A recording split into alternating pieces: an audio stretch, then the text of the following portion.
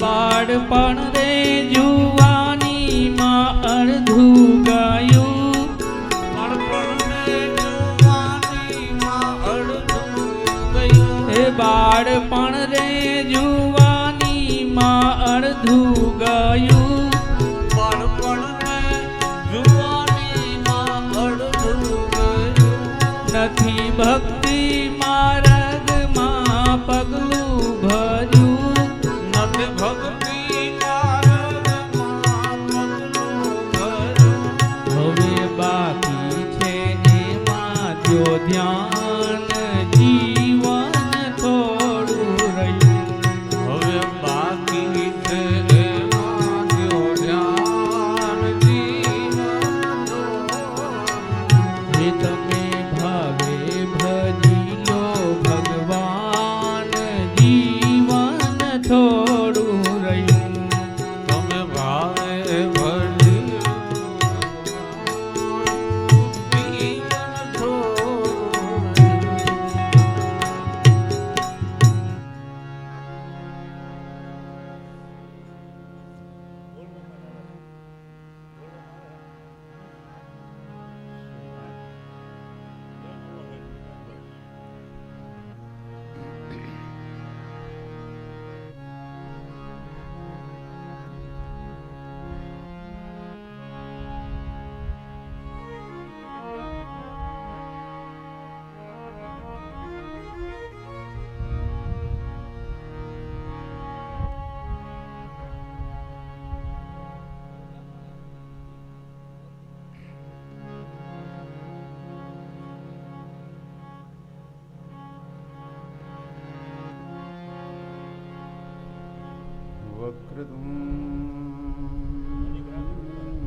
वक्रतुण्ड महाकाय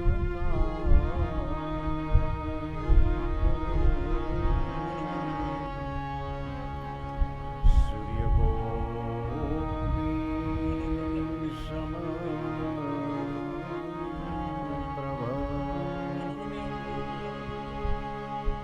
निर्विघ्नं गुरु में देवा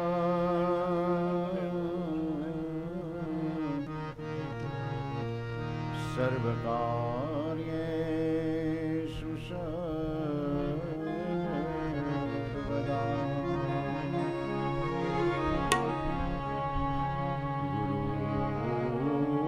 गुरुर्ब्रह्मा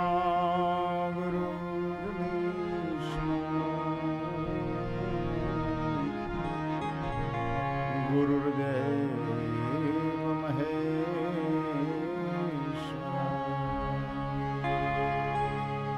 गुरुर्साक्षात् परं ब्रह्मा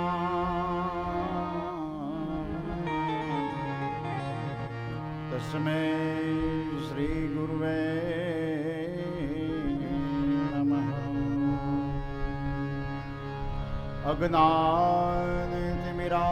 अज्ञानतिमिरान्धस्य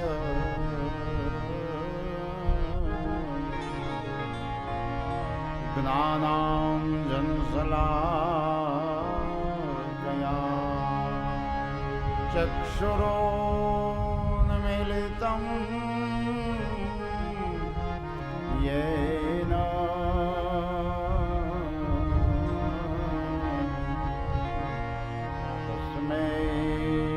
श्री गुरुवे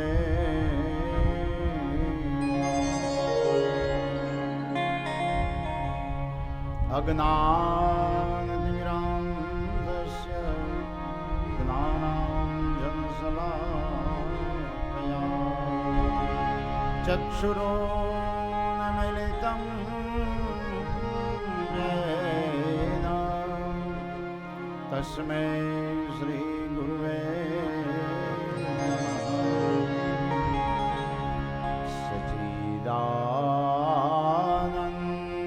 सच्चिदानन्दरूपाय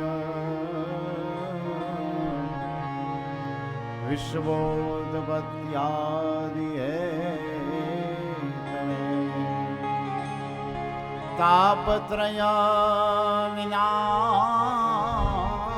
विनाशाय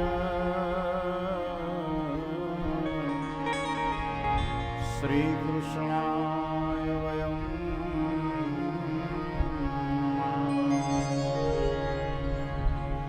नारायणं नमस्कृत्यं नरं चैव नरोत्तमं देवीं सरस्वतीं च व्यासं ततो जयमुदीरये।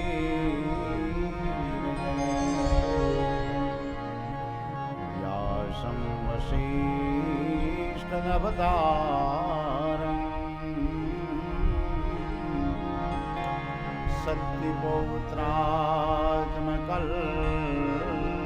सत्यपौत्रात्मकल्मषम् पाराशरयात्मजं वन्दे सुगतार्थं तपोनिधे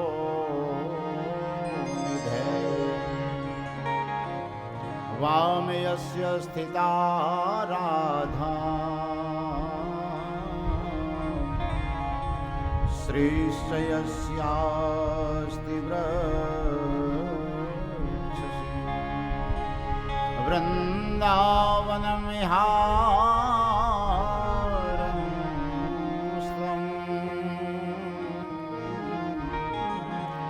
श्रीकृष्णं हृदि चिन्तय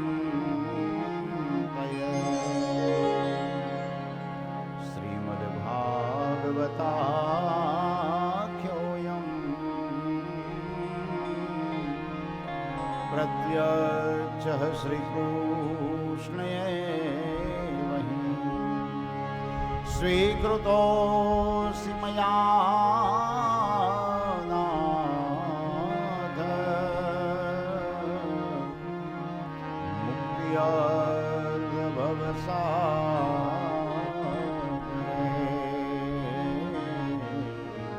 स्वीकृतोऽसि मया नाथ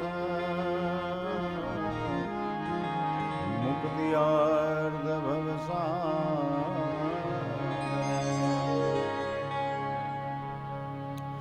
श्रीमन्नारायण नारायण नारायण श्रीमन्नारायण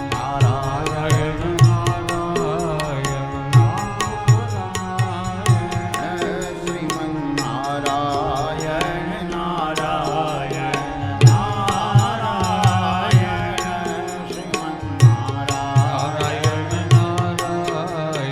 नारायण श्रीमन्नारायण नारायण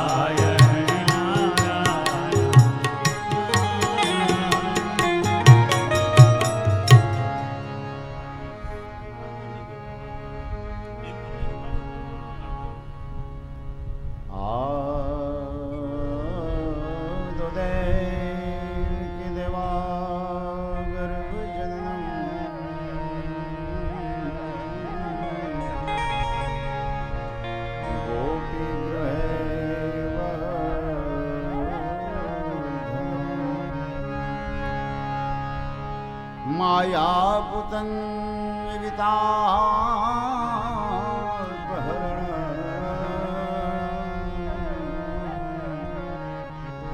ગોવર્ધનો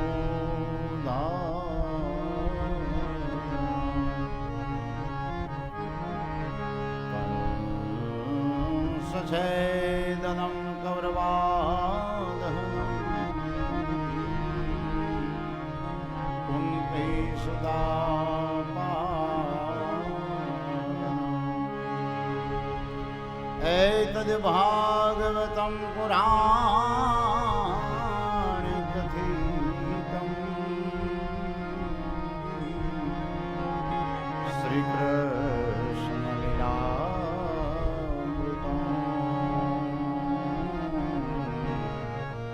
એતદ ભાગવતમ પુરાણ કથિતમ શ્રી કૃષ્ણ લીલા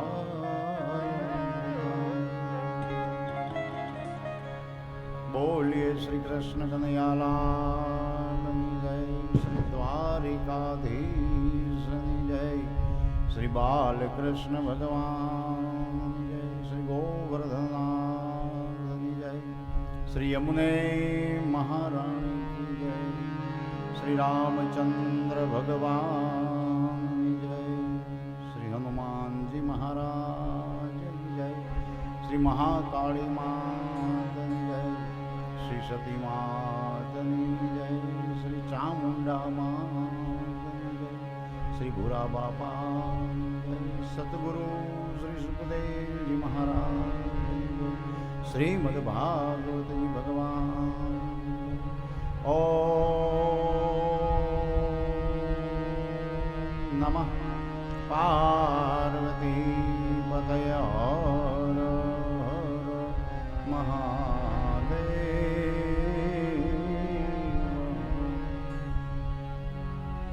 અવાજ આવે છે આનો?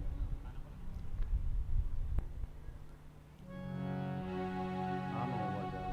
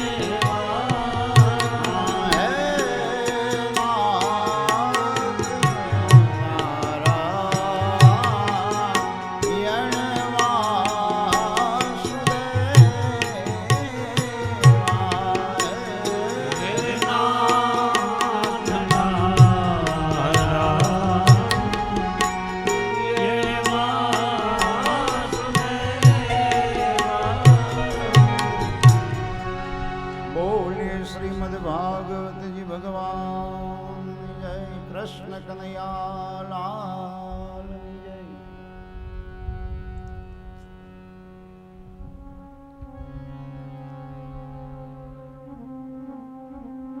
બીજા સત્રમાં જ્યારે ભેગા થયા છે ત્યારે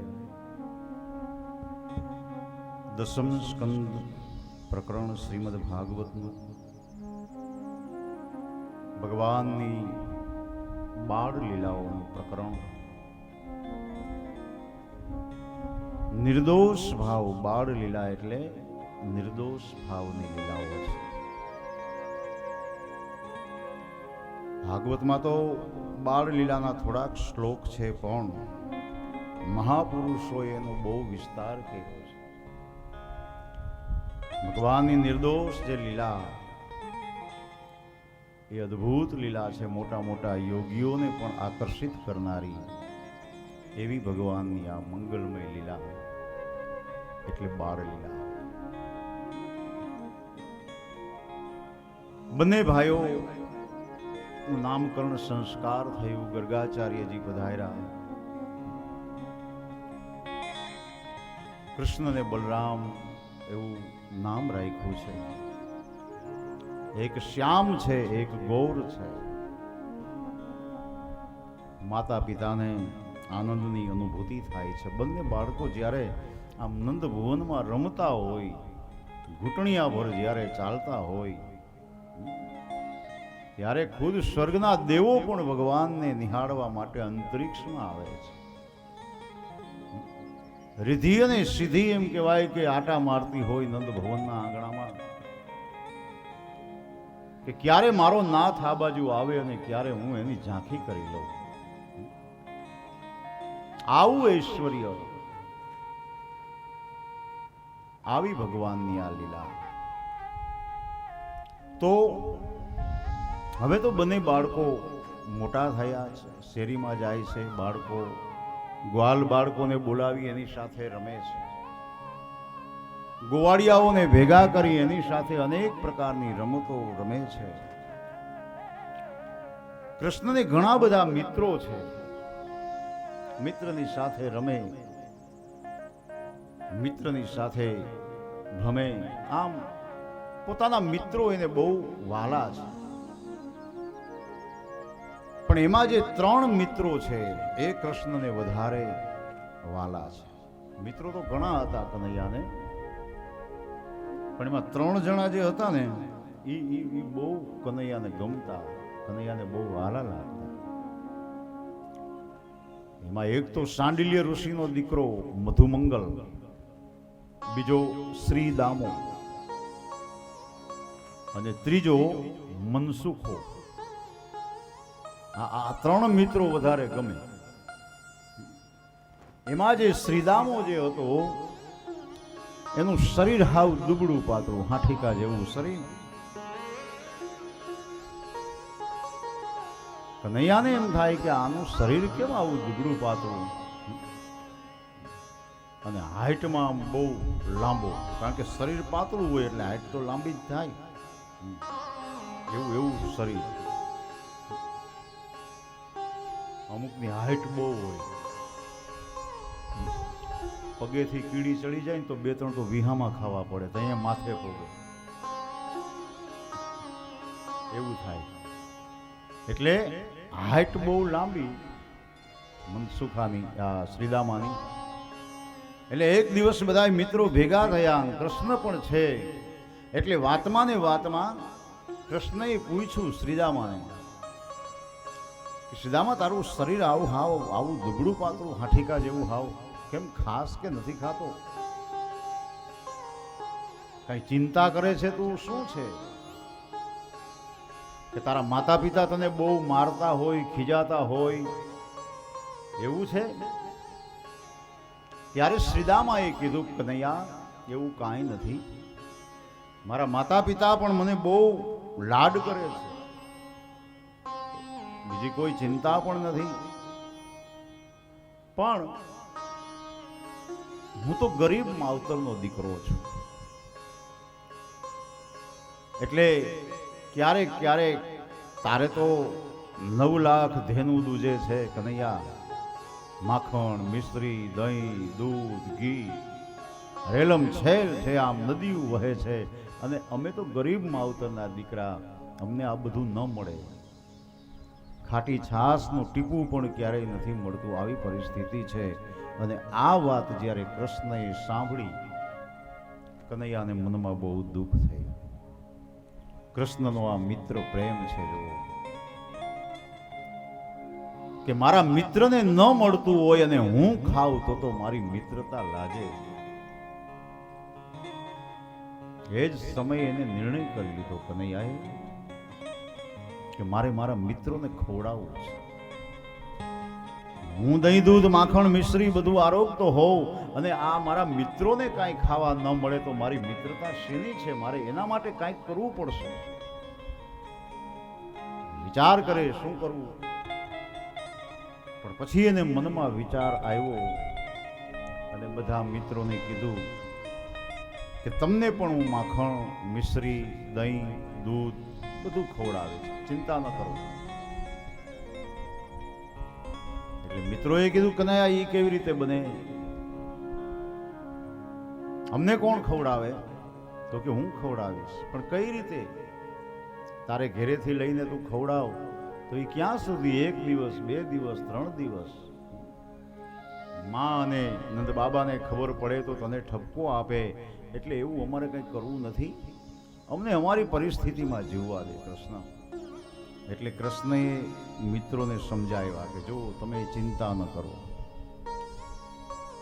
મારે તમને ખવડાવવું છે એટલે તમે ચિંતા ન કરો. મારે ક્યાં મારા ઘરનું ખવડાવવું છે? તો કે ઘરનું નહીં તો? એટલે કૃષ્ણએ કીધું કે આપણે ચોરી કરીને ખાવું છે. માખણની ચોરી? તો કે હા, એમાં શું? ખાવા માટે તો ચોરી કરી શકાય ને. અને ખાવા માટે જે વસ્તુ આપણે લઈ એ ચોરી નથી. ચોરી કોને કહેવાય? કે પોતાની પાસે અભાવ હોય કોઈ વસ્તુનો, પોતાની પાસે ન હોય અને એની પૂર્તિ કરવા માટે એ વસ્તુ ચોરવી પડે, એને ચોરી કહેવાય. પોતાની પાસે ન હોય અને એ ખોટ પૂરી કરવા માટે બીજેથી ચોરવું પડે ને ચોરી કહેવાય. પણ જે આપણે ખાવા માટે આપણે જોઈ છીએ, અમુક વસ્તુ આપણે આમ ખેતરમાંથી હાયલા જતા હોય, માંડવીના પાથરા પડ્યા હોય, હવે માંડવી ખાવાની, મગફળી ખાવાની ઈચ્છા થાય તો એમાંથી કદાચ આપણે થોડીક મગફળી તોડીને ખાઈ તો એને ચોરી નથી કહેવાતી, એ ચોરી ન કહેવાય. ખાવા ચીજ હોય તો ખાય બધાય, ચીભડા હોય તો ચીભડા ખાય ખેતરમાં. એટલે અહીંયા તો ચોરીના અમુક કારણો હોય છે. માણસ ચોરી શું કામ કરે? પોતાની પાસે વસ્તુ ન હોય, એનો અભાવ હોય અને જરૂરિયાત પૂરી કરવા માટે ચોરી કરે. અહીંયા તો એવું કાંઈ હતું નહીં. દહીં, દૂધ, માખણ, મિશ્રીની તો નદીઓ આવેલી જતી હતી કનૈયાની પાસે. એટલે એ વસ્તુ તો એ તો પ્રશ્ન નથી. અથવા તો ચોરી કરવાનું એક એવું પણ કારણ છે,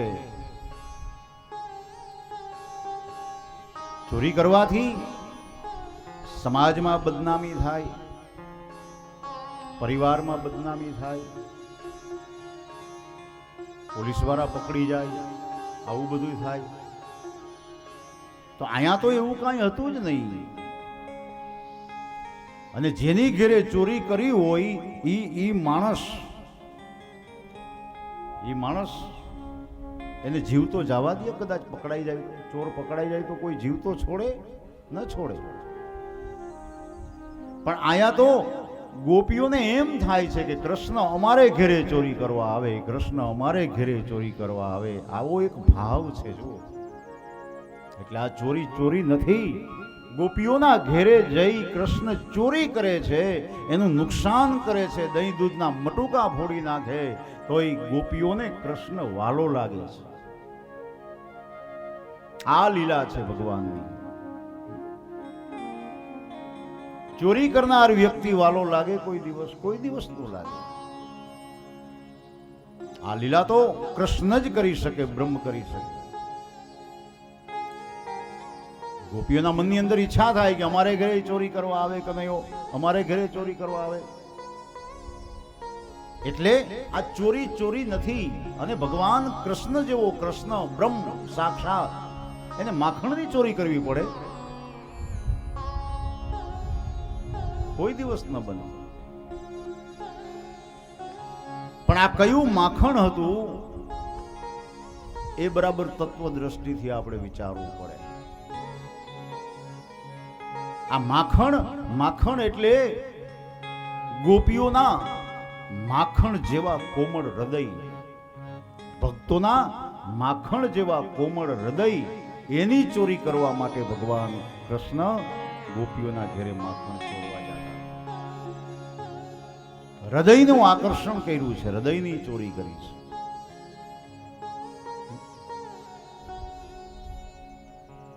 જેનું હૃદય કોમળ છે, જુઓ, જેનું હૃદય કોમળ છે ને એને પરમાત્મા અપનાવે છે. ભક્તિ માર્ગમાં હૃદયની કોમળતા બહુ જરૂરી છે. હૃદય કઠોર હોય તો ન ચાલે. પાણા જેવું હૃદય હોય તો અમુક તો પાણા જેવા હૃદય હોય, કોઈથી પીગળે જ નહીં. પણ સંત હૃદય નવનીત સમાના, સંતોના, મહાપુરુષોના, ભક્તોના હૃદય કોમળ હોય છે. બીજાના દુઃખને જોઈ અને પીગળી જાય એવા હૃદયની ચોરી કરી છે. ભગવાન કૃષ્ણએ માખણ જેવા કોમળ હૃદયની ચોરી કરી છે. અને એક કારણ એવું પણ હોઈ શકે કે જ્યારે બાળ સ્વરૂપે કૃષ્ણ ને બલરામ જ્યારે નાના હતા, પારણામાં જ્યારે પહોંચતા હતા, ત્યારે ગોપીઓ પોતાના ઘરનું કામ છોડી અને એના દર્શન કરવા આવે. મંગલાના દર્શન કરે, ત્યાર પછી જ પોતાના ઘરનું કાર્ય કરે. આવો નિયમ હતો. પેલા આવી અને નંદ ભવનના આંગણે ભગવાન બાળ સ્વરૂપના દર્શન કરી જાય, એને આમ ઝુલાવી જાય, થોડીક વાર ખોડામાં લઈને રમાડી જાય અને પછી પાછું એને સુવડાવી દે લાલાને, અને પછી પોતાનું ઘરનું કાર્ય જે કાંઈ કામે જવાનું હોય કરતા. એમાં ક્યારેક ક્યારેક ગોપીઓના મનની અંદર એવો ભાવ થતો. પછી તો ભગવાન ગોઠણિયા પર ઘૂંટણિયા પર ચાલવા લાગ્યા મોટા થઈને. એના પગમાં પહેરેલા ઝાંઝર સુંદર મજાના ઝીણી ઝીણી ઘૂઘરી ઠુમક ઠુમક ઠુમક વાગે, કર્ણપ્રિય અવાજ. પછી તો ગોપીઓના મનની અંદર એવી ભાવના થતી કે આ કનૈયો અમારે ઘેરે ક્યારે આવશે. રમતો રમતો રમતો પગમાં ઝાંઝર પહેર્યા હોય, ઠુમક ઠુમક કરતો આવતો હોય અમારે ઘેરે, અને અમે એને રમાડીએ. એ દિવસ ક્યારે આવશે? કારણ કે અમારે અહીંયા આવવું પડે છે દર્શન કરવા. પણ જો આ કનૈયો અમારે ઘેરે આવે તો અમને કેટલો વાલો લાગે. એક આવો પણ ભાવ હતો મનની અંદર. એટલે કદાચ ગોપીઓના અંતરની ભાવનાને ભગવાન સમજી ગયા હોય અને એ બહાને, ચોરીના બહાને કદાચ દરેક ગોપીઓના ઘેરે જઈ અને ભગવાને એની મનોકામના પૂરી કરી હોય. ઝુમ ઝુમ બાજે ઘુંઘરિયા,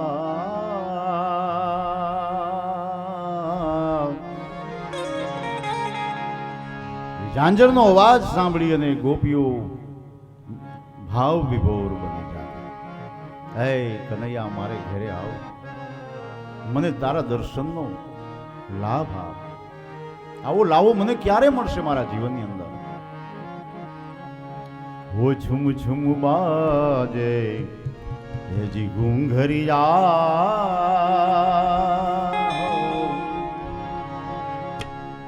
घुंघरिया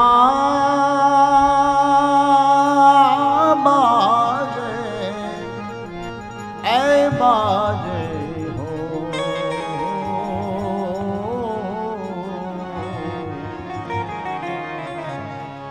झुम झुम बाजे घुंघरिया,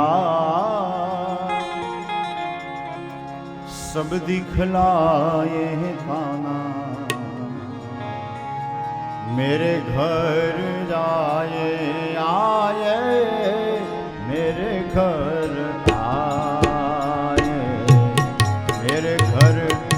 आए काना मेरे घर मेरे घर आए काना मेरे घर ओ मेरे घर आए काना मेरे घर आए झुम बाजे घुंघरिया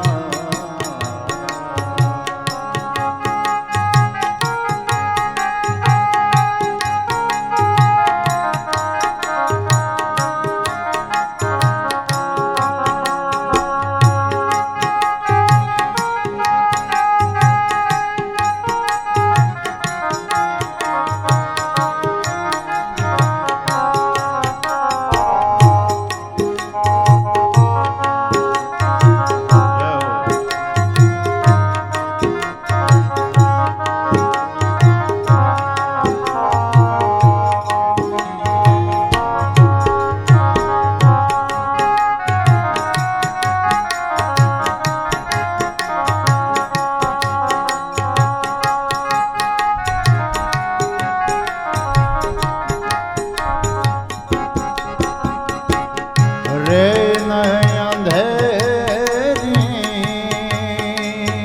चंद्र स्वरूपी आ गई माता जसोदा और हम सबको भागे ओ अंधकारी कामड़िया अंधकारी कामड़िया नयन जाते आए भाग्य जगाते आए मेरे घर आए बाजे घुंघरिया घुंघरिया बाजे